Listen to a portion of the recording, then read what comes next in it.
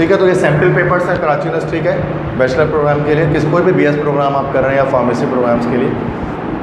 तो ये इसके कुछ क्वेश्चंस होंगे यहाँ पर, जैसे इंग्लिश के क्वेश्चंस, इंग्लिश का पोर्शन है कि complete the sentence by choosing the most appropriate word from the given letter choices. मतलब कोई बेस्ट वर्ड निकालना है। प्रेपोजिशन नॉर्मली आ रहे होते हैं, जैसे Ahmed always seeks dash wealth, seeks from, seeks with, seeks to, seeks for. तो यहाँ पर हमारे पास इसका आंसर हो जाएगा seeks for wealth. Seeks for मतलब वो जस्तजू करता है हमेशा वेल्थ की या दौलत की, हमेशा वो तलाश करता है, खोज करता है। तो सीक्स फॉर वेल्थ, ठीक है। तो ज़्यादातर जो प्रेपोजिशन आ रहे होते हैं वो फ्रेजल आ रहे होते हैं।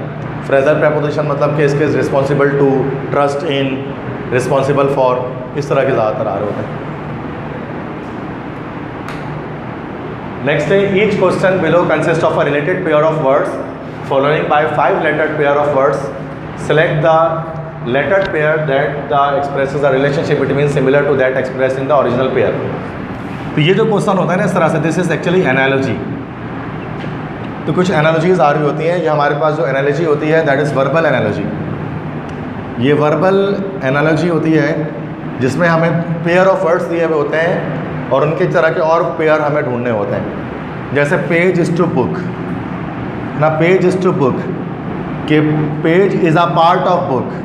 तो पेज जो है वो पार्ट है और बुक जो है वो होल है। तो पार्ट टू होल जिसको हम कहते हैं उसका रेशो है पार्ट टू होल। तो ये एनालॉजी का एक लेक्चर है, अलग से मैं आपको दूंगा इस पर एक लेक्चर एनालॉजी का। तो पार्ट टू होल उसको हम कहते हैं। अब से क्या sellers are the part of a crew, या petal is a part of flower, leaf is to stalk, singers is to chorus. B, yes, जिस तरह से बुक के अंदर पन्ने होते हैं, पेजेस, वैसे फ्लावर के अंदर पेटल्स होते हैं, पत्तियाँ होती हैं। ठीक है, तो यस बी ऑप्शन इसका करेक्ट होगा, पार्ट टू होल है ये। नेक्स्ट है that is nearly opposite meaning to the word in the capital letter. मतलब वर्ड एंटोनियम्स हैं, वो भी लास्ट टाइम देखा था केयू के अंदर आस्क किए जाते हैं। द पर्टिकुलर मतलब स्पेसिफिक, इसका अपोजिट क्या हो जाएगा? General, wide spread, diffuse, common. Yes common हो जाएगा। पर्टिकुलर ख़ास है, मखसूस है तो कॉमन आम हो गया। ठीक है, तो ये एंटोनियम्स आ सकते हैं, सैम्पल पेपर में देखा हमने। उसके अलावा सेनोनियम्स आ सकते हैं। Synonyms means the words should be same. Change है, चेंज की सिमिलर मीनिंग क्या हो सकती है? Alter, church, complete, decide, agree. Alter, alteration करते हैं ना भाई, कपड़ों में अल्टर करते हैं, यार ये कपड़ा अल्टर कर दो, मतलब चेंज कर दो, तब्दीली कर दो। बाइक को अल्टर करते हैं तो शपाटर लोग जो होते हैं, ठीक है, बाइक को अल्टर करते हैं ना भाई, तो उसमें साइलेंसर निकाल दिया, कार्बोरेटर निकाल के चेंज कर दिया, तो वो अल्टरेशन। तो अल्टर मतलब चेंज करना, तब्दीली कर देना। ठीक है, नेक्स्ट इसके बाद पैसेज भी इसके अंदर आ रहा होता है। तो ये एक पैसेज यहाँ पर आपके सामने मौजूद है। This passage you have to read. इसको आप रीड करके क्या करें, इसके आपको आंसर्स देने। ठीक है, तो ये पैसेज थोड़ा देर कर दें। ये पैसेज है, just read out this passage first, then we will try to answer the questions. ठीक है, तो ये पैसेज है, the vast multitude of stars are wandering about in space. A few form groups with journey in company, but the majority are solitary travelers, and they travel through a universe so spacious that it is an event of almost unimaginable rarity for a star to come anywhere near to another star. For the most part, every voyage is in splendid isolation, like a ship on an empty ocean. In a scale model in which the stars are ships, the average ship will be well over 1,000,000 miles from its nearest neighbor. Whence it is easy to understand why a ship seldom finds another within hailing distances. It is somewhat related to astronomy. Stars के बारे में कुछ है. Which of the following is incorrect according to the passage? Most of the stars travel in isolation. सही है. The universe is very large. ये भी सही है. A star very frequently comes near to another one. सी तो नहीं हो सकता, नहीं, वेरी फ्रिक्वेंटली, हाँ नहीं सही, बिल्कुल सी हो सकता है, क्योंकि अक्सर वो करीब नहीं आते, इतना डिस्टेंस होता है कि वो आपस में करीब एक दूसरे के कभी भी नहीं आते दो स्टार्स। डी है, a star very rarely comes near to another one. नहीं, बिल्कुल वेरी रेयरली आते हैं। Some stars travel in groups. Incorrect नहीं है, चूँकि कुछ ग्रुप में ट्रैवल करते हैं, ज़्यादातर जो है वो आइसोलेशन में होता है, कुछ ग्रुप्स में ट्रैवल करते हैं। तो C option is the correct one. ज़्यादातर स्टार्स जो है ना, most of the stars are in isolation, single single stars होते हैं, और कुछ जो है वो गैलेक्सी में ग्रुप्स की सूरत में होते हैं। इन the passage the ship symbolises, ship से क्या मुराद है? Space, traveller, universe, ocean, star. Ship कहीं पर लिखा हुआ है यहाँ पर, yes, like a ship on an empty ocean. तो शिप से मुराद क्या ले रहे हैं यहाँ पर? शिप से मुराद स्टार ले रहे हैं, ओशियन से मुराद यूनिवर्स है, तो ये ऑप्शन करेक्ट है, स्टार। ठीक है, वो एक तरह से मेटाफोर इस्तेमाल कर, वो सिमिली इस्तेमाल कर रहे हैं कि ship and stars the both are same. ठीक है, अब इस तरह से आप कुछ जीके के क्वेश्चंस देख लें। अब जीके में कुछ जनरल मैथ से आ सकते हैं, जैसे इफ 4 × 5 = 16, 20, 3 × 8 = this, then 7 × 6 = डैश। देख सिंपल, इसमें लॉजिक कुछ लग रहे होते हैं। देखो 4 × 5, 4 5 = 20 है, तो ये रहा, और ये यहाँ पर 4 4 = 16, तो ये इस तरह से आगे 16। देखो 3 3 = 9 और 3 8 = 24, ऐसा है भाई। आज यहाँ क्या है, 7 7 = 49, देन 7 6 = 42, तो ये हो जाएगा सी ऑप्शन 4942। तो ये इस तरह के मैथमेटिक्स नहीं कह सकते हम इसको, ये जीके SMS के थ्रू आते हैं ना, ऐसे कुछ व्हाट्सएप वगैरह पे ऐसे क्वेश्चन, अगर अगर ये इसके बराबर होते हैं, इसको तो हम मल्टीप्लाई प्लस माइनस करके चेक कर रहे होते हैं, है ना। फेसबुक में पूछते हैं भाई ये बताइए, क्वेश्चन मार्क लगा होता है, सब कमेंट किए जा रहे होते हैं गलत सही, ये इस तरह का सवाल है। नेक्स्ट है, father is 5 times as old as his son. In 18 years the father will be twice as old as his son. How old is the father at present? बाप अपने बेटे से 5 गुना ज़्यादा उम्र का है। 18 साल में, 18 साल बाद बाप जो है ना बेटे से दुगनी उम्र का हो जाएगा, जितना बेटे की उम्र है उससे डबल उम्र उसकी हो जाएगी। How old is the father at present? इस वक्त फादर की उम्र कितनी है? तो ये देखो, इस सवाल को मैथमेटिकली सॉल्व करेंगे ना तो ज़्यादा आसान होगा, वरना ये मुश्किल। एक बाप, father is 5 times as old as his son, तो जैसे x = x + 5 है ना, सिंपल ये है कि जो x जो है समझ जाओ कि ये x 5 नहीं 5x, सॉरी 5 times x जो है ना वो क्या है समझ जाओ, this is the age of son, बेटे की उम्र है, और ये एज ऑफ फादर, ऐसा ही है, फादर की एज 5x है। ठीक है, कह रहे हैं 18 साल में फादर की उम्र जो है ना, अब x निकालना है यहाँ से, ठीक है, तो अब निकालने का तरीका देखो। 18 साल बाद बाप की उम्र ना, the father will be twice age old age age son, अपने बेटे से डबल जो है ना उम्र का हो जाएगा। ठीक है, तो उसका मतलब ये हो गया 18 साल में x + 18, जब बेटे की उम्र हमारे 18 साल ऐड हम करेंगे तो यहाँ पर जो फादर है उसकी उम्र भी ज़ाहिर सी बात 18 ईयर्स बढ़ जाएगी, तो ये कितनी हो जाएगी हमारे पास 5x + 18। ठीक है, अच्छा इसकी ट्वाइस हो जाएगी, 5x + 18, 5x + 18 होगी ना, अच्छा 18 - 18 0 नहीं, इसकी ट्वाइस हो जाएगी। ठीक है, 5x + 18 के 18 साल के बाद, तो अब यहाँ पर ये हो जाएगा x + 18 = 10x प्लस का 36, तो ये हो जाएगा 9x = 36 - 18, तो x यहाँ पर हो जाएगा हमारे पास 18/9, 9 × 9, 9 × 2 = 12, 5 × 2 = 10। अच्छा नहीं, यहाँ पर सॉरी गूगल में नहीं बता, छोड़ो। ठीक है, इसके बाद नेक्स्ट है, व्हेन वाज सुई gas first discovered in Pakistan? Pakistan में पहली बार सुई गैस कब डिस्कवर हुई? 1952 में, 1952 में डिस्कवर हुई थी सुई गैस पाकिस्तान में पहली बार। और सन इज़ अ डैश, सन क्या है? स्टार है, एस्ट्रॉइड, प्लैनेट या सैटेलाइट तो नहीं है, सूरज एक स्टार है जो हमसे बहुत करीब है। ठीक है, बाकी इसके क्वेश्चंस का जवाब इसी तरह से आता है, अगर ये क्वेश्चन ठीक होता तो उसमें सही आंसर आ जाता है, क्योंकि आंसर्स में मसला है या तो यहाँ ऑप्शंस में मसला है। नेक्स्ट है केमिस्ट्री के क्वेश्चन है, viscosity of liquid depends upon dash. Liquids की विस्कोसिटी किस पर डिपेंड करती है? सब पे depend, temperature, size of molecule, shape of molecule, intermolecular force, सब पे डिपेंड करती है। Which pair of gas have same rate of diffusion at STP? किस गैस पेयर ऑफ गैस के सेम रेट ऑफ डिफ्यूजन है?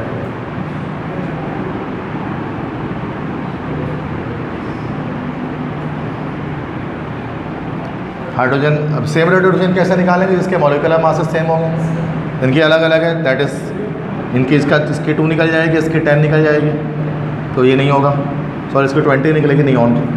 ऑक्सीजन की निकल जाएगी 32, इसकी 28, ये भी नहीं होगा, ये 44 निकलेगा, और ये 12 × 3 36, 36 + 8 44। तो ये कार्बन डाइऑक्साइड जो ये है प्रोपेन, इनके जो रेट ऑफ डिफ्यूजन होंगे सेम होंगे, क्योंकि जिनके एसएस के मॉलिक्यूलर मास सेम होते हैं उनके रेट ऑफ डिफ्यूजन सेम होते हैं। यस, मॉलिक्यूलर मास सेम होगा तो सूरत में जो सेम रेट से डिफ्यूज़ करेंगे, ग्राहम्स लॉ कहलाता है ये, ठीक है। तो ये सी ऑप्शन करेक्ट है इसका। तो ये कुछ सैम्पल पेपर्स हैं जो हमने देखे किस तरह के क्वेश्चन आस्क कर रहे हैं, तो बहुत मुश्किल नहीं है। इसमें मैं आपको पास पेपर एक और सॉल्व करवा रहा हूँ जो भी आईटी के लिए, फॉर्म डी और डीपीटी तीनों के लिए काम आएगा, जो ठीक है, तीनों में टेस्ट सेम होता है। तो इंग्लिश से स्टार्ट करते हैं। पहले एक पैसेज आपके पास दोबारा से आया है, इस पैसेज को आप रीड आउट करें, ठीक है, उसके बाद उसके आंसर्स देखेंगे, इसको पढ़ लें।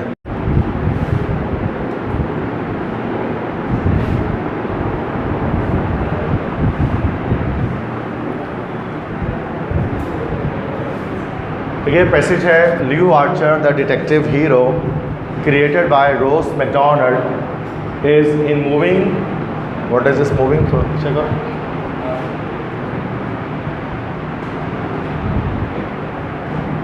in moving targets, पीछे करो,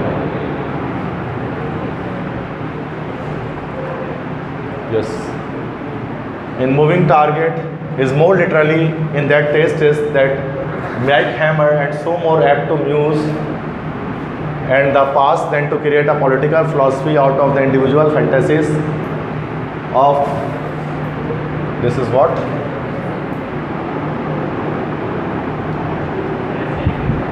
Okay.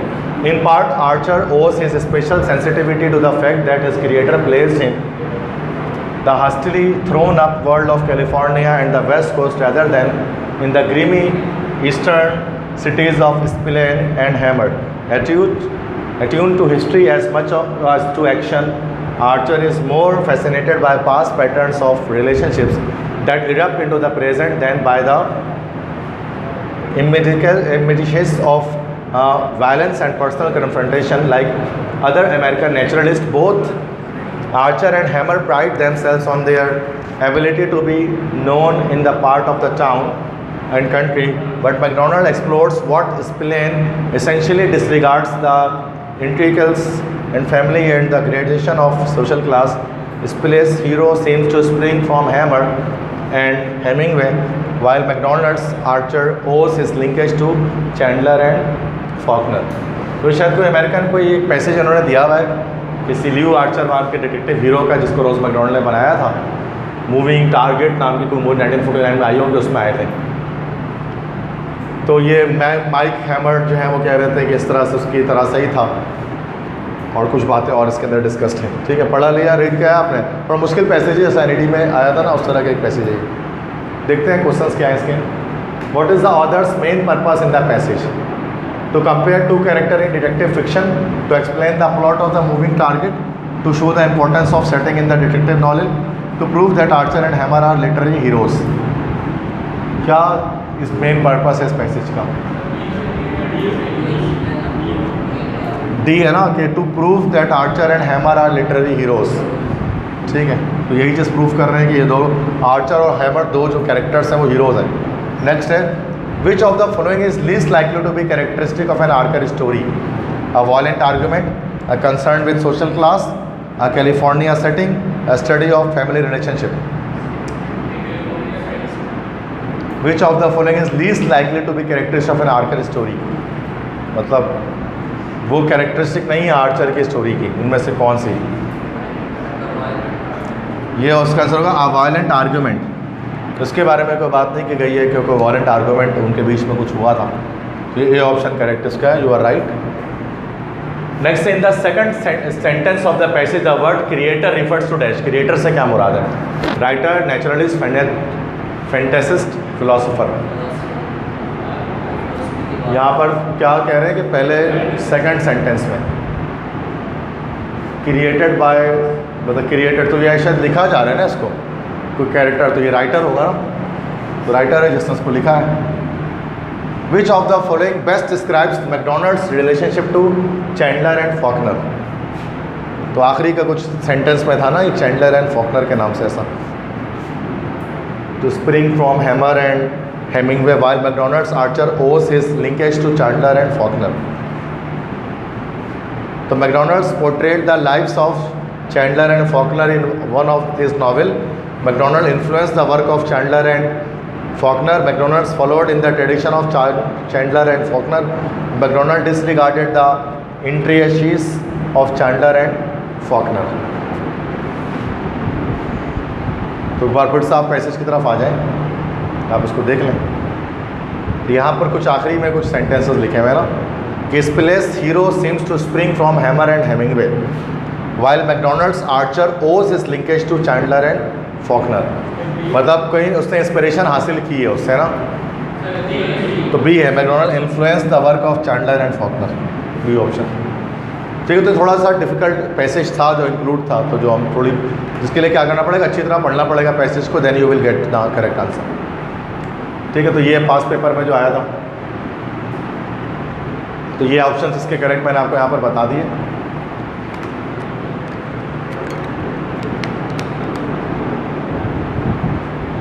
नेक्स्ट है the paragraph preceding the passage probably discuss the writing of which of the following individual. जो पैराग्राफ है इसमें किसके बारे में, preceding the passage probably discuss the writing of which of the following individual. मतलब इस passage से पहले को शायद एक पैराग्राफ होगा, उसमें किसके बारे में बात की गई होगी, स्पिलेंस या हेमिंगवे, चैंडलर, फॉकनर, किसके बारे में बात की गई थी इससे पहले पैसेज में। क्योंकि इससे पहले जो पैसेज कह रहे हैं पैसेज प्रीसीडिंग द पैसेज, मतलब वो पैराग्राफ जो इससे पहले था इस पैसेज से, तो उसमें देखो बात अगर जो की गई ना वो स्पिलेन के बारे में कुछ बात आ रही थी। ठीक है ना, तो स्पिलेन की बात पहले बताई जा चुकी है, उसके बाद आगे जाकर फिर फर्दर फिर जो है वो आर्चर की स्टोरी जो है वो आगे डिज़ाइन की जा रही है। तो चूँकि उसको अगर आप रीड आउट करोगे तो वहाँ स्पिलेन का एक तस्करा आया है, स्पिलेस या स्पिलेन स्पेलिंग मिस्टेक है उसमें। नेक्स्ट है इंग्लिश ही है, hydrogen gas can be use dash a fuel, use as a fuel हो सकता है, प्रेपोजिशन आसान होता है, as a fuel. All of us must abide dash the laws of country. Abide के साथ क्या आता है, abide on, abide by, abide for, abide at, नहीं, अबाइड के साथ बाय आता है, abide by the laws of, abide by मतलब तस्लीम करना या उसको फॉलो करना। तो हम तमाम को कंट्री के लॉज को फॉलो करना चाहिए, तो अबाइड के साथ बाय आएगा, phrasal preposition. She will compete dash the prize since it represents her fondest dream. Compete for, compete to, compete of, compete at. वो प्राइज के लिए मुकाबला करेगी, कम्पीट फॉर आएगा। ठीक है। Police said they found 30 bodies dash the wreckage in between, among, under. पुलिस ने कहा कि उन्होंने टूटे फूटे हिस्सों में से 30 बॉडीज निकाली हैं। क्या रैकेज, रैकेज नहीं, टूटे फूटे चीज़ों को रैकेज कहते हैं, जैसे मलबा, मलबे को कहा जाता है wreckage. In the wreckage, between the wreckage, under the wreckage. Police said that they found 30 bodies. नहीं, रैकेज के साथ हम कुछ नहीं लगाते, अमंग लगाते हैं। मुझे वो जो बॉडी होती है ना मलबे के दरमियान कहीं पर होती है, तो मलबा बहुत सारा होता है तो उसके बीच में कोई चीज़ तो अमंग होगा, नीचे नहीं होती है बल्कि उसके दरमियान में कहीं होती है। क्या पता है एक मलबा हो, फिर बंदा हो, फिर उसके ऊपर दूसरा मलबा हो, इस तरह से होता है ना। तो जरूरी नहीं कि नीचे ही बंदा हो और ऊपर मलबा गिरा हो, ये पॉसिबिलिटी नहीं है। तो रैकेज में से निकालते हैं ना, पत्थर उठा उठा के देखते हैं कि पत्थर, फिर निकलते हैं लोग उसमें जब कोई एक्सीडेंट होता है।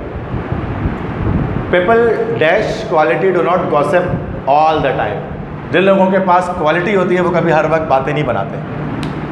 People with quality, people for quality, people at quality, people of quality.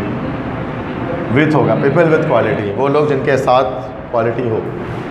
ठीक है। नेक्स्ट है ये आपको पता है नरेशन भी आ रहा होता है केयू में। Sir you had better let me take horse to the blacksmith to have a shoe put on, said the servant to the master. इसके करेक्ट इनडायरेक्ट स्पीच बतानी है क्या होगी।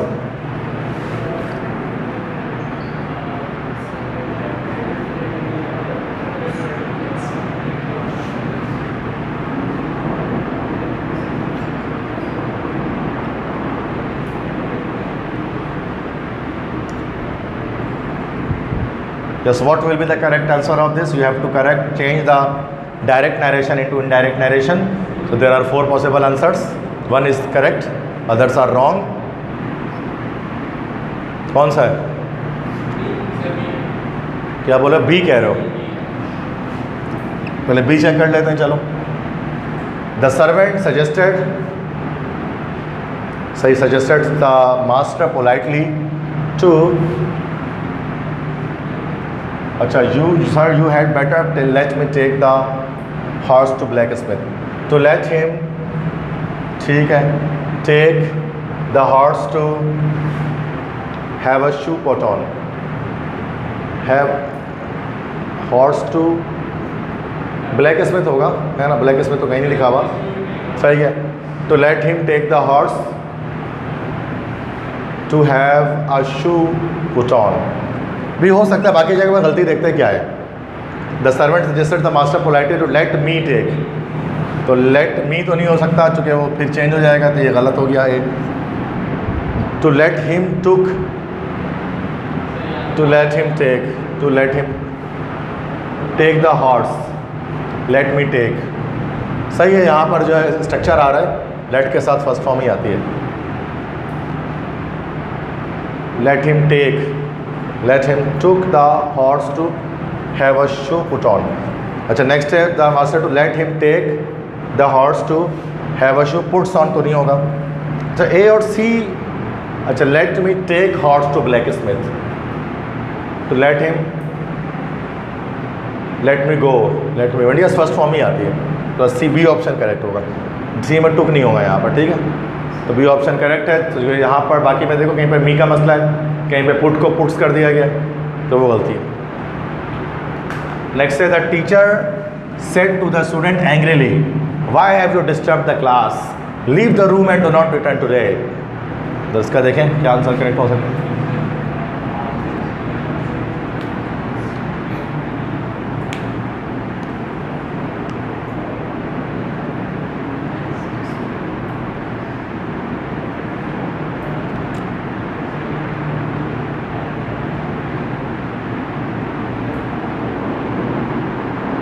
What will be the correct answer?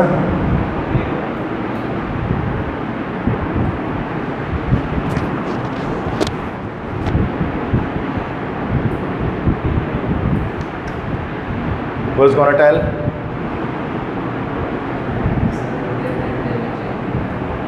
Yes?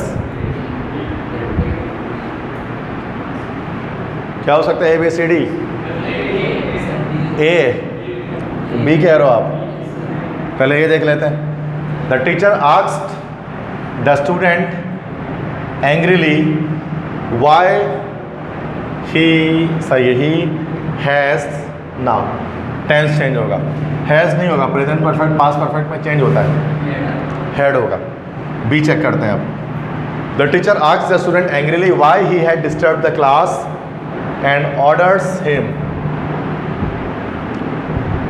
B भी नहीं होगा क्योंकि past में चल रहा है ना, तो ऑर्डर्स तो नहीं होंगे यहाँ पर, बी भी गलत हो गया।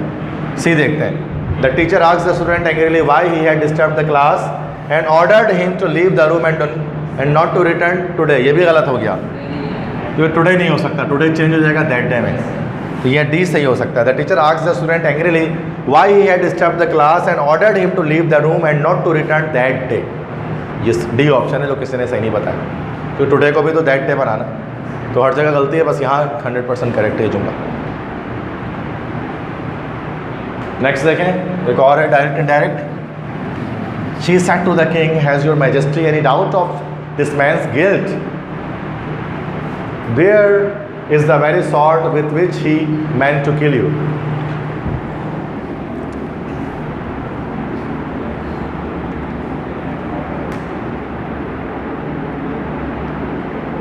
चार ऑप्शंस हैं, you have to give the correct answer among this 4 options.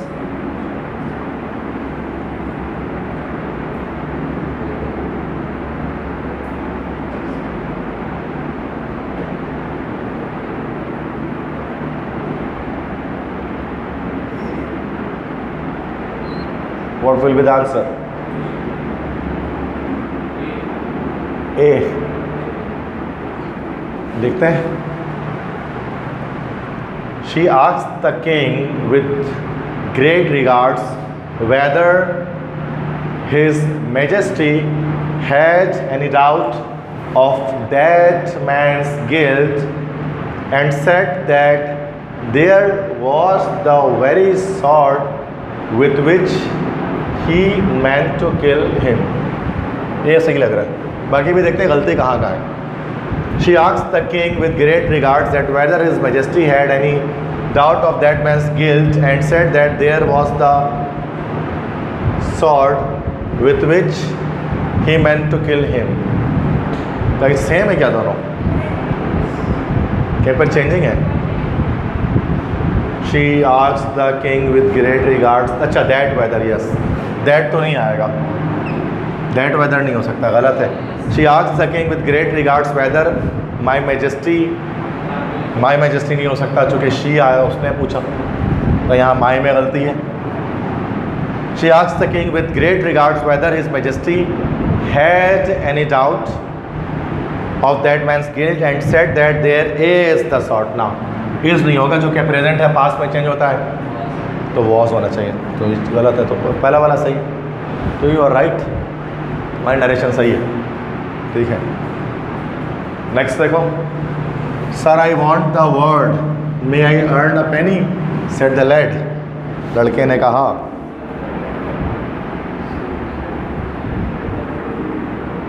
एक करेक्ट होगा 100%, बाकी सब में कोई ना कोई गलती होगी.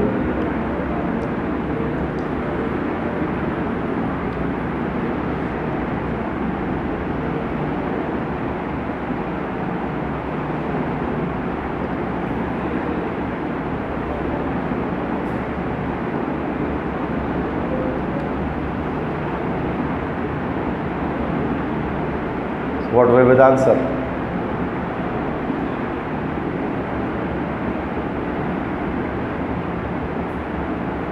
कौन बताएगा? D. Let me check D. The lad told humbly that he wanted word and took permission whether he might earn. नहीं, गलत हो गया. माइट के साथ हमेशा फर्स्ट फॉर्म आएगी, सेकंड फॉर्म नहीं आ सकती. What? B. A, option A.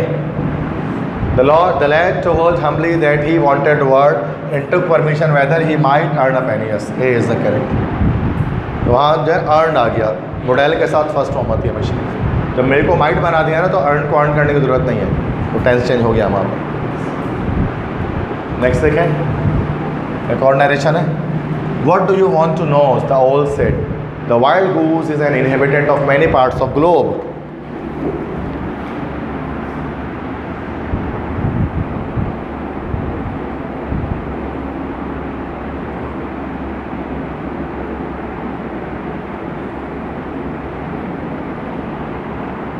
Tell me the answer.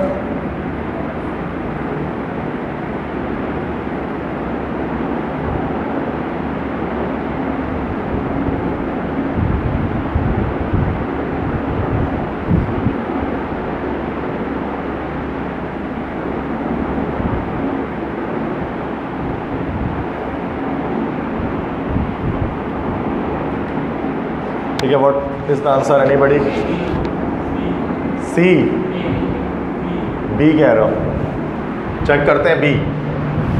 The owl asked that.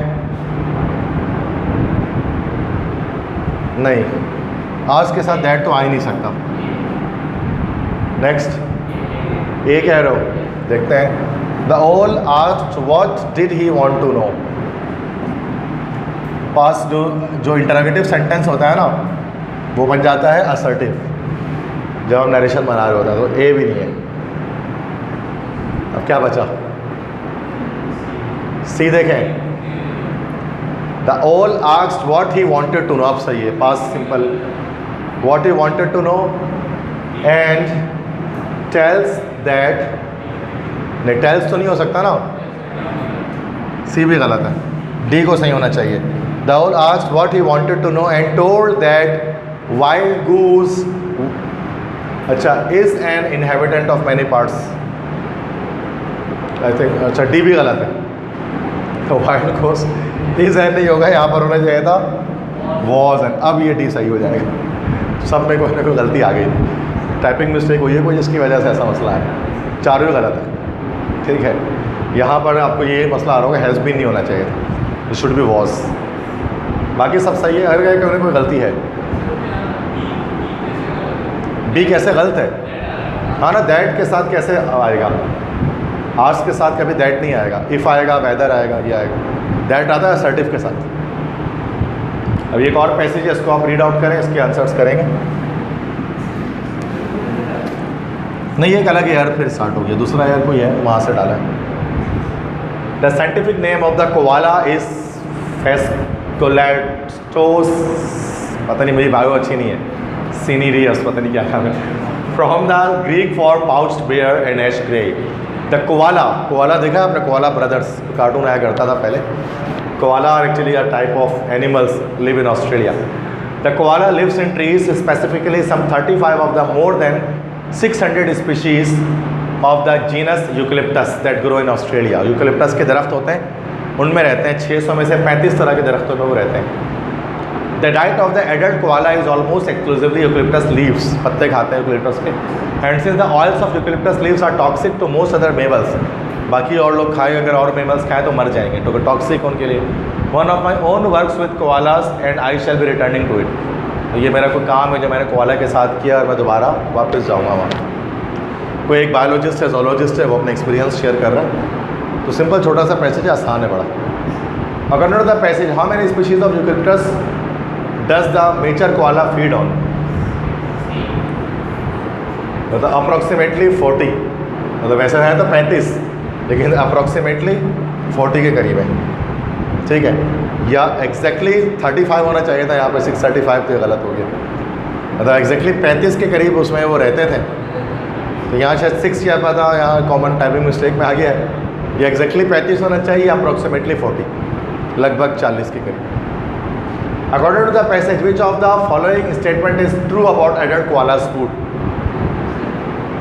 It is very difficult to obtain, it consist of both leaves and bark, क्या होगा? It is almost completely restricted to eucalyptus leave, it varies according to the season. C है ना, eucalyptus के पत्ते ही खाते हैं वो koalas, जो बाकियों के लिए टॉक्सिक होते हैं। Choose the correctly punctuated sentence. अच्छा, पैसेज के कुछ ही सवाल थे उसमें। करेक्ट पंक्चुएशन कौन सी? बड़ा आसान है भाई, ABCD। How beautiful is the night, A होगा बिकॉज एक्सक्लेमेटरी सेंटेंस है, there must be a sign of exclamation at the end, बाकी सब में नहीं है। अलास ही इज डेड, बड़ा आसान है, पंक्चुएशन करें। सी है, अलास इंटरजेक्शन है, there must be a sign of exclamation after that, very simple. General knowledge आ गया, अभी ये मुश्किल है, जीके सबसे मुश्किल हमने देखा कि में जीके ही आस्क कर रहे हैं। Gabriel Daniel Fahrenheit was dash a German physicist, developed the mercury thermometer in 1714, device temperature scale, all of this German physicist भी थे, मर्करी थर्मोमीटर भी इन्होंने ही बनाया था, और टेम्परेचर का स्केल जो फॉरेनहाइट का नाम है उन्हीं के नाम पर है, गैब्रियल डैनियल फॉरेनहाइट के नाम पे, और सेंटीग्रेड जो है वो सेल्सियस के नाम पर है, Celsius was also a scientist, है ना। और एक स्केल होता है केल्विन, वो भी साइंटिस्ट का नाम है, लॉर्ड केल्विन के नाम पे, और एक इंडस्ट्री में इस्तेमाल करते हैं रैंकिन स्केल, रैंकिन भी साइंटिस्ट के नाम पे ही है। सारे टेम्परेचर स्केल किसी साइंटिस्ट के नाम पर ही है। और फॉरेनहाइट टेम्परेचर किस टेम्परेचर पर सेंटीग्रेड से मैच करता है? कौन सा? -40 पर मैच करता है, ठीक। During the first crusade, Ertugrul देखते हो, अर्तुगरुल देखा है, तो उसमें क्रूसेड्स होते हैं, सलीबी जंगे, सलीबी होता है ना क्रूसेडर्स। तो पहली सलीबी जंग, the first crusade reach Jerusalem and captured in it. मतलब पहली सलीबी जंग में क्या हुआ था कि सलीबियों ने बैतुल मुक़द्दस पर कब्जा कर लिया था। तो वो किस ईयर में ऐसा हुआ था, कैप्चरिंग किस ईयर में हुई थी? तो ये देखो कुछ क्रूसेड्स हैं, मैंने सारे लिस्ट यहाँ पर मैंने बना दिए हैं। 6 सलीबी जंगें हुई हैं दुनिया में। सलीबी जंग किसे कहते हैं? इंग्लिश में कहते हैं क्रूसेड्स।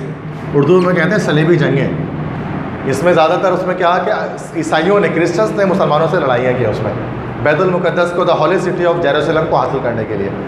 और 6 जंगें हुई हैं, सब पुरानी बात है, पुरानी जंगें हैं। उनमें से जो पहली जंग थी वो 1096 में शुरू होकर 1099 में ख़त्म हुई।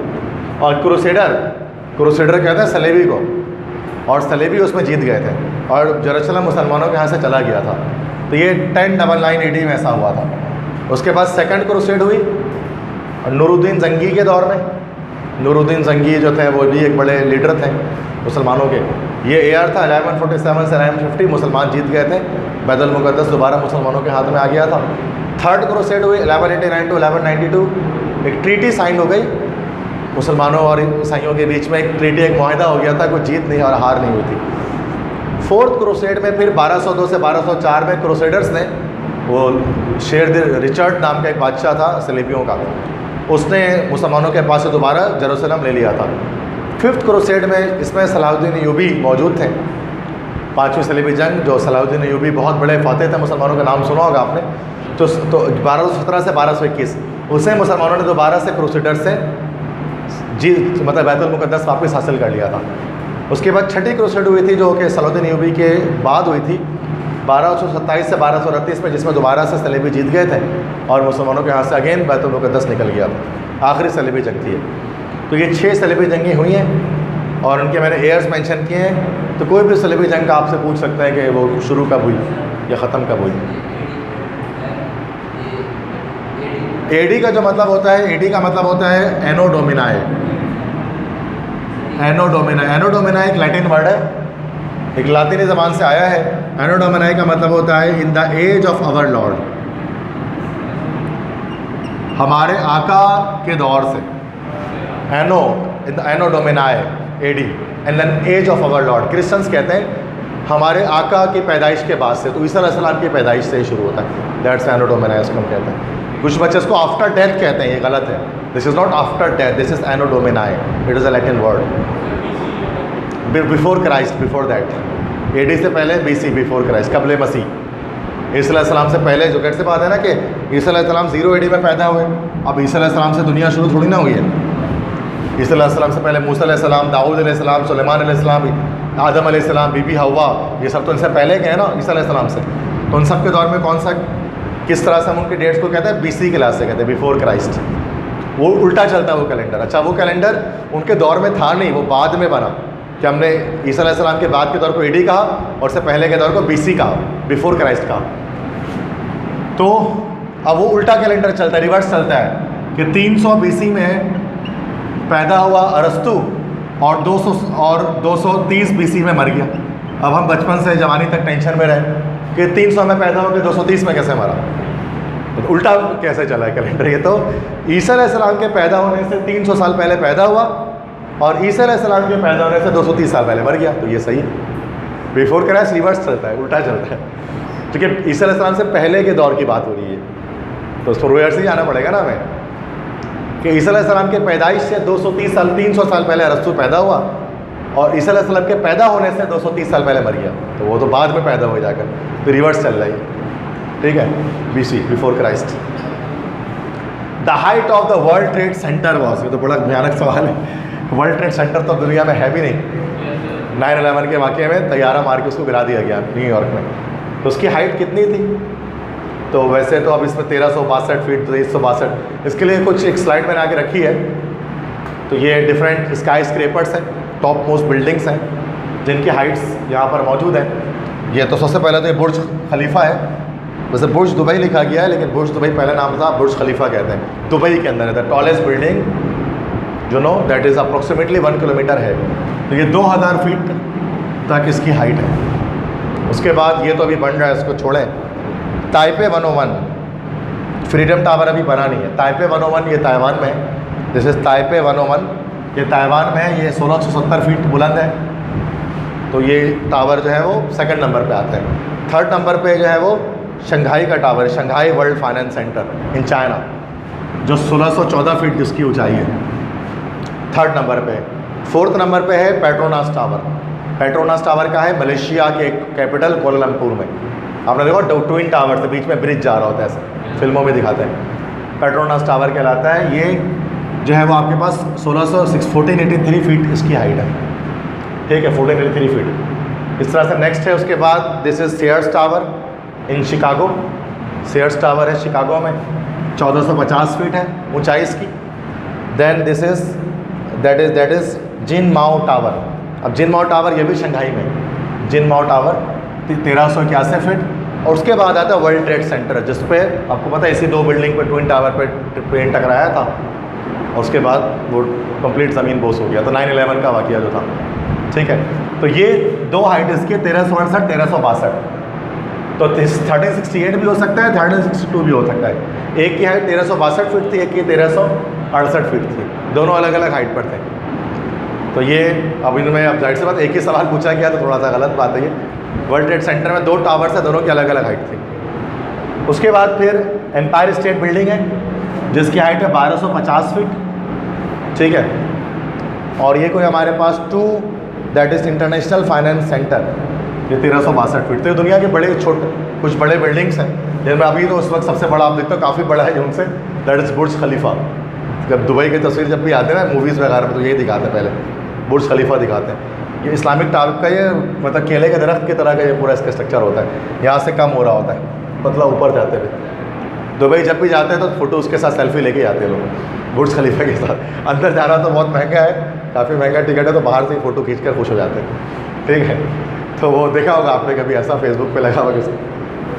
होटल इसके अंदर, ये तो काफ़ी कुछ इसके अंदर है। इसके शुरू के फ्लोर्स के अंदर होटल है 5 star, Armani hotel 7 star hotel, Armani hotel है वो शुरू के 14 फ्लोर्स में वही है। सबसे ऊंची मस्जिद भी इसी में दुनिया की है, बहुत बड़ी बिल्डिंग है ये, ठीक है। तो अब वर्ल्ड ट्रेड सेंटर का उन्होंने पूछा तो वो फिर इसका आंसर ये होगा जो बता दिए। इस तरह एम्पायर स्टेट बिल्डिंग का भी पूछा है, एम्पायर स्टेट बिल्डिंग की हाइट क्या है, तो 1250 फीट है। तो ये टॉप बिल्डिंग्स हैं ना, इनकी हाइट्स मैंने आपको बता दिए कि किसकी कितनी है। बुर्ज खलीफा है, this is the Taipei 101 in Taiwan, Shanghai World Trade Center, this is Petronas Tower, Sears Tower and Jin Mao Tower, this is twin towers of WTC जिसको कहते हैं वर्ल्ड ट्रेड सेंटर। फिर वो आगे जाकर जो है वो फिर वो फाइनली एम्पायर स्टेट बिल्डिंग है, वो अमेरिका में US में। तो वो आप देख लेना उसको, ये शीट मैं अपलोड कर दूँगा तो उसमें आप लिख लेना उसको, ठीक है। PDF भी होगी उसमें जी। 9/11 में एक्चुअली बहुत कुछ हुआ था, बस एक प्लेन थी 9/11 में। MGK में तो वो भी आ सकता है आपका 11 सितंबर 9/11 दैट इज़, तो उसमें क्या हुआ था कि एक प्लेन जो थी वो कुछ कहते हैं तालिबान अलकायदा की थी वो प्लेन, कि वो प्लेन आकर इस पर टकरा गई थी और प्लेन के टकराने की वजह से क्या हुआ, दोनों ट्विन टावर ज़मीन बोस हो गए थे। और उसमें हाथ कहा जा रहा था अफ़गानिस्तान के जो अलकायदा है उसका हाथ है। और उसी के बाद से वॉर अगेंस्ट टेररिज्म स्टार्ट हुआ था अमेरिका का, और अमेरिका ने चढ़ाई कर दी थी अफ़गानिस्तान में। और वो अभी जाकर 2-3 महीने पहले ही वो अमेरिका छोड़ कर गई अफ़गानिस्तान को, वरना एक अरसे तक इसकी वजह से लड़ाई चलती रही वर्ल्ड ट्रेड सेंटर की गिरने के बाद से।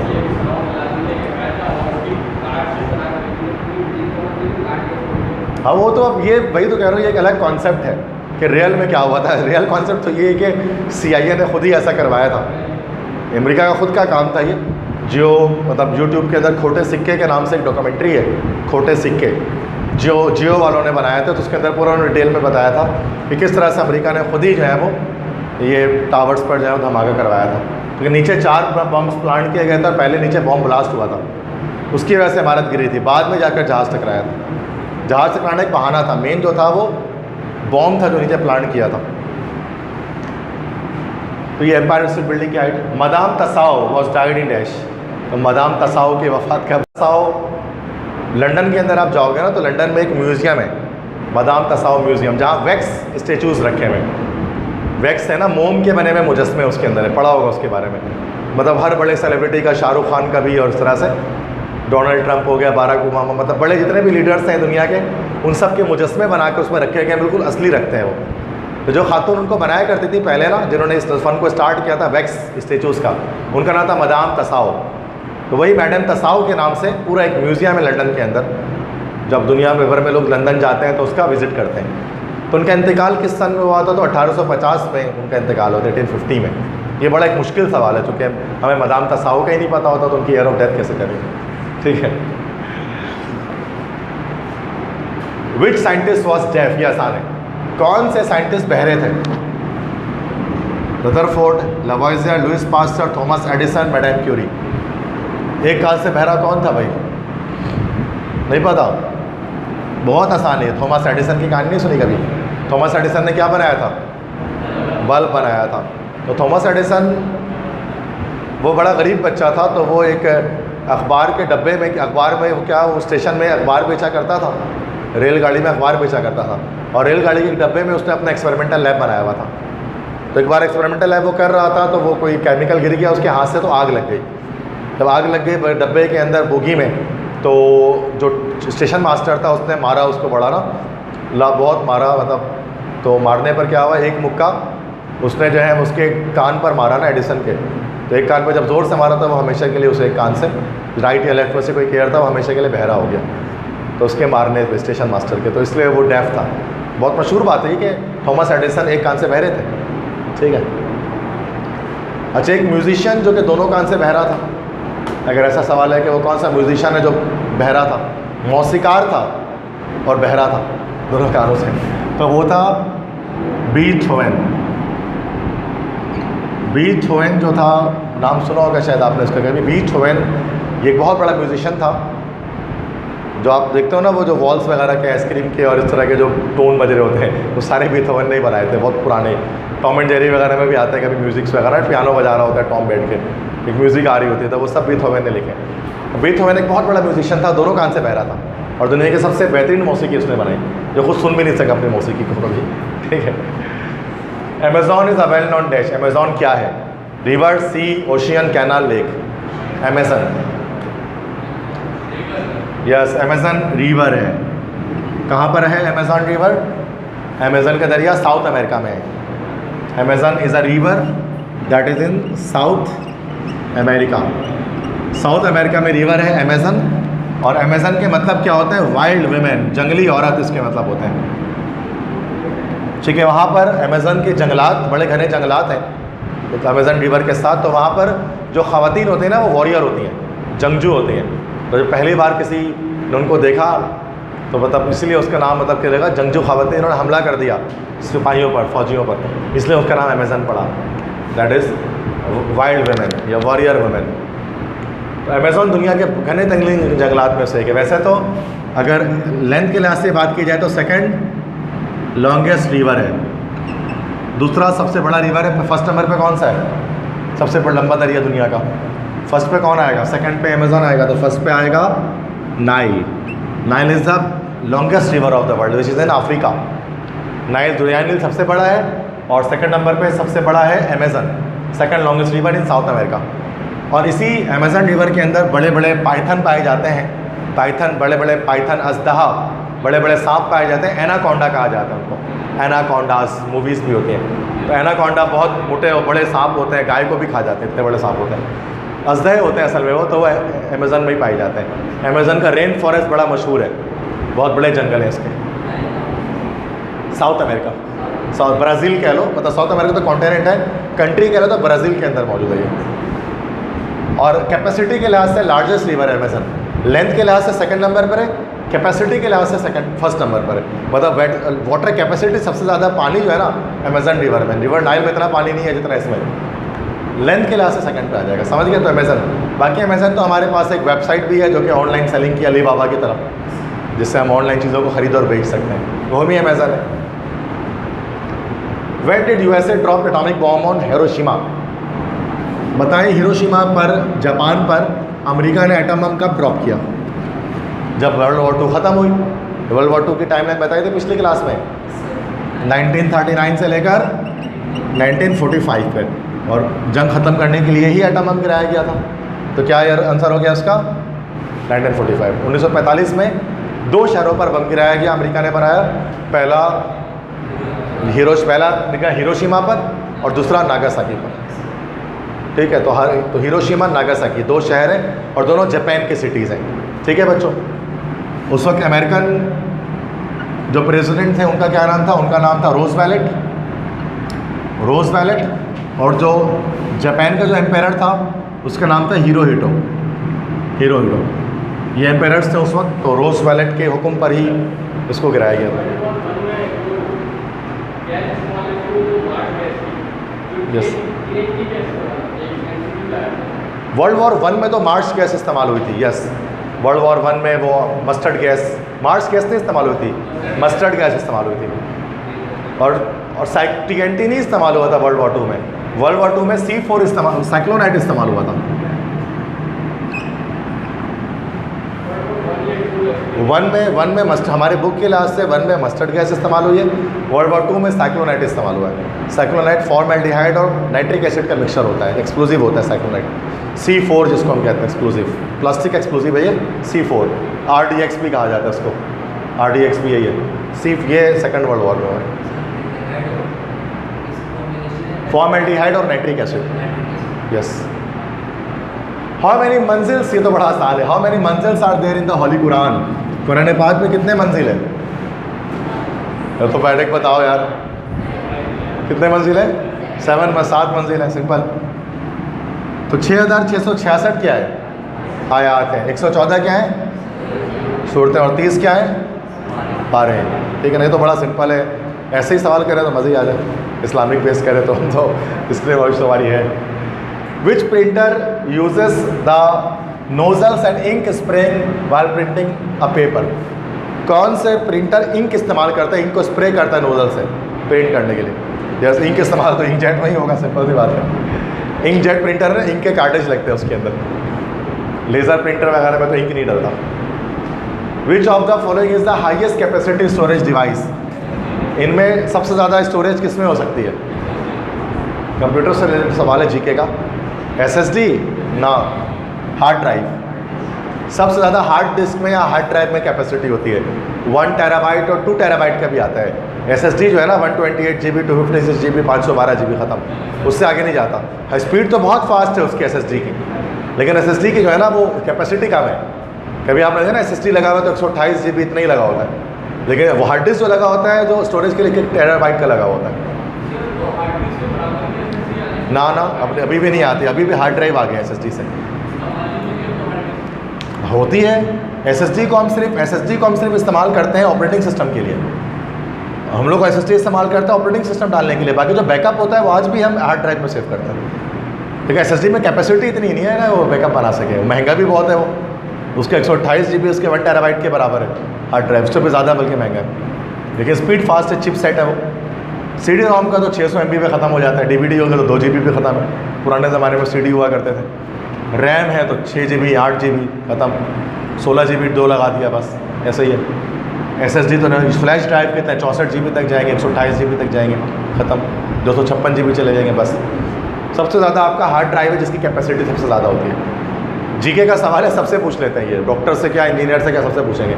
अब बोलोगे सर तो कंप्यूटर का सवाल है, बट है तो जनरल नॉलेज, जनरल नॉलेज में कुछ भी पूछ सकते हैं। देख रहा हो, इस्लामियात भी पूछ लिया, मंजिल बताओ कुरान पाक में, अगले सवाल में ये पूछ लिया। जीके तो यही है ना भाई। According to the government latest report the population of Pakistan is dash. इस वक्त पाकिस्तान की आबादी कितनी है? बड़ा आसान सवाल है, इतना कम तो हो नहीं सकता भाई। सबसे ज़्यादा जो है ना वो लगा दिया करो। पाकिस्तान में बहुत आबादी है, इसमें पाकिस्तान सबसे ऊपर है आबादी में, तो 220 मिलियन, मतलब 22 करोड़ के करीब है, 21 करोड़, मतलब 23 करोड़ पहुंचने वाला है आबादी पाकिस्तान की। लेटेस्ट रिपोर्ट के मुताबिक 23 करोड़ तक है, 22 करोड़ 90 लाख समझ जाओ। ठीक है, ये सब तो किसी ज़माने में होगी। ठीक है, तो अभी की पॉपुलेशन है 20.9 मिलियन पाकिस्तान में। 2020 में जो डेमोग्राफिक्स आए थे उसके हवाले से। Dash independent candidates one national assembly seats in general elections 2018। 2018 में जो इलेक्शंस हुए थे उनमें कितने पीटीआई ने सबसे ज़्यादा लिया था सीट, आपको पता है, बदकिस्मती से। ठीक है, तो अब क्या हुआ कि अब अभी क्या है कि सबसे अच्छा भाई, अब कुछ होते हैं जो विदाउट पार्टी आ रहे होते हैं, इंडिपेंडेंट आज़ाद उम्मीदवार जिनको हम कहते हैं। तो कितने आज़ाद उम्मीदवार थे जिन्होंने जीता था? 4 थे। नेशनल असेंबली की बात कर रहा हूँ, नेशनल असेंबली में 4 सीट ऐसे जो आज़ाद उम्मीदवारों के पास है, बाकी सारी किसी न किसी पॉलिटिकल पार्टिकल से ज्वाइन है। आज़ाद उम्मीदवार को पूछता कौन है भाई, उसको साइड पे खड़ा करता है। पार्टी वाले इतना होल्ड में होते हैं, वो कभी आज़ाद उम्मीदवार को जीतने भी नहीं देते। कभी कभार कोई आज़ाद उम्मीदवार जीत गया तो जीत गया, वरना नहीं जीतता। पाकिस्तान में ऐसा सिस्टम है नहीं, हमेशा पार्टी से लिंक करना पड़ेगा आपको, तब आप जीतोगे। अकेले आप खड़े हो जाओगे मैं इंडिपेंडेंट, तो बहुत मुश्किल से चांस है जीत सकूँ। तो क्या पार्टी के नाम पे वोट देते हैं, पब्लिक के नाम पे नहीं देते, शक्ल नहीं देखते, आप पार्टी को देखते हैं कि फला पार्टी को वोट देना है। Most of the people nowadays use dash to pay the price of items purchase from an e-commerce website. ज़्यादातर लोग किस तरह से पेमेंट करते हैं जब वो ऑनलाइन शॉपिंग करते हैं? पाकिस्तान में तो ज़्यादातर ये होता है कि पे ऑन डिलीवरी होता है, कैश ऑन डिलीवरी। डायरेक्ट हम उसी को क्लिक मारते हैं, आओगे तो पैसा देंगे, चेक करके सामान हमारा पहले से कौन देता है। वरना दुनिया भर में क्या इस्तेमाल किया जाता है? डेबिट कार्ड नहीं, दुनिया भर में क्रेडिट कार्ड इस्तेमाल करते हैं। डेबिट कार्ड और क्रेडिट कार्ड में क्या फ़र्क होता है? डेबिट कार्ड जो है ना, जो आपके पास जो एटीएम कार्ड घर पे होता है ना, एटीएम कार्ड ही डेबिट कार्ड होता है। डेबिट कार्ड में है कि जितना अकाउंट में आपका पैसा है बस आप वही इस्तेमाल कर सकते हो, उसके अलावा नहीं। अकाउंट में अगर आपके 50,000 है, you can use just 50,000 of more than that, उससे ज़्यादा इस्तेमाल नहीं कर सकते। लेकिन क्रेडिट कार्ड में क्या है, आपके अकाउंट में 10 रुपये ना हो, लेकिन आपको एक अमाउंट दिया जाता है कि आप 20, 30, 40 हज़ार तक खर्चा कर सकते हैं।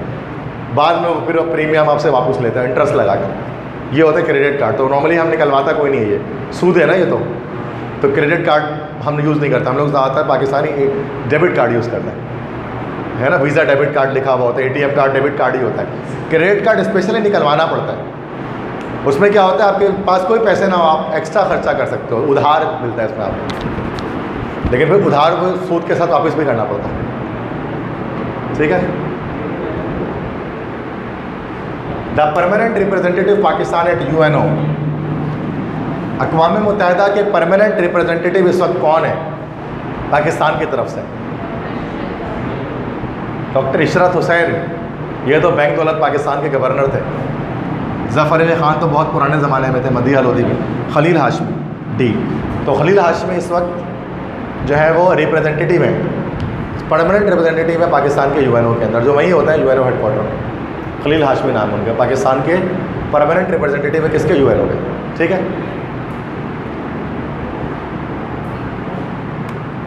तो Ishrat Hussain was actually he was the, आपने देखा नोट पे लिखा होता है इशरत हुसैन। इशरत हुसैन कोई खातून नहीं है, मर्द है ये। नाम लगता है इशरत हुसैन कोई फीमेल है, बट असल में ही वॉज अ मैन। इतना शमशाद अख्तर कोई मर्द नहीं, औरत है। उस नोट पे शमशाद अख्तर भी लिखा होता है तो लगता है मर्द है, शमशाद अख्तर औरत है और इशरत हुसैन मर्द है। इससे थोड़ा सा मसला रहता है।